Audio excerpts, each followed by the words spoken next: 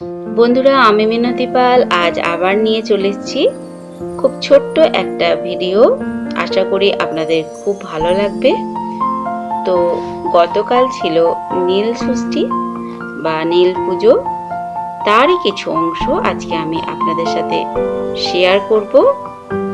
তো প্রথমেই একটা লাইক দিয়ে ভিডিওটি দেখা শুরু করবেন। প্রথম থেকে শেষ পর্যন্ত পুরোটা দেখবেন, এটাই আমার বিনীত অনুরোধ।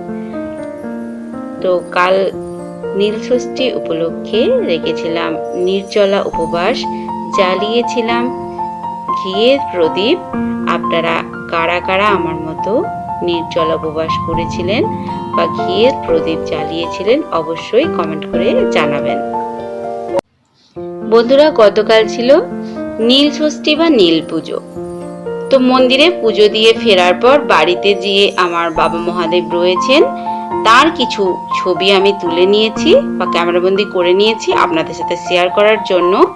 তো প্রথমে বাড়িতে যে ভগবান বাবা মহাদেব রয়েছেন, ভগবান শিব, তাকে পঞ্চামৃত দিয়ে স্নান করিয়ে বেলপাতা, আকন্দ, ফল সমস্ত কিছু নিবেদন করার পর, মালা পরানোর পর, তারপর পুজো সমাপন করে চলে গিয়েছিলাম কাছেরই এক মন্দিরে নীল পুজো বা নীলের ব্রত উদযাপন করার জন্য।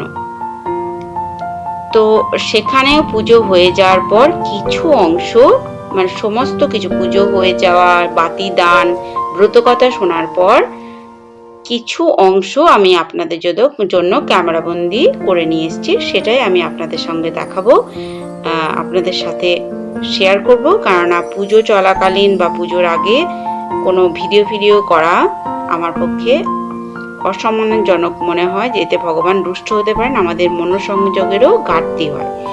তাই তারপরেরই কিছু অংশ আমি তুলে নিয়েছি। তো বাতি দেওয়ার পর জায়গাটা সত্যি অসম্ভব সুন্দর লাগছিল।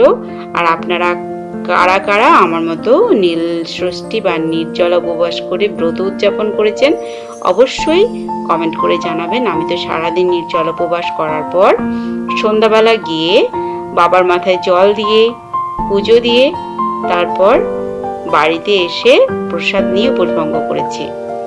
বানিয়ে নিয়েছিলাম এরকম সাবু মাখা, তো খুব সুস্বাদু খেতে হয়।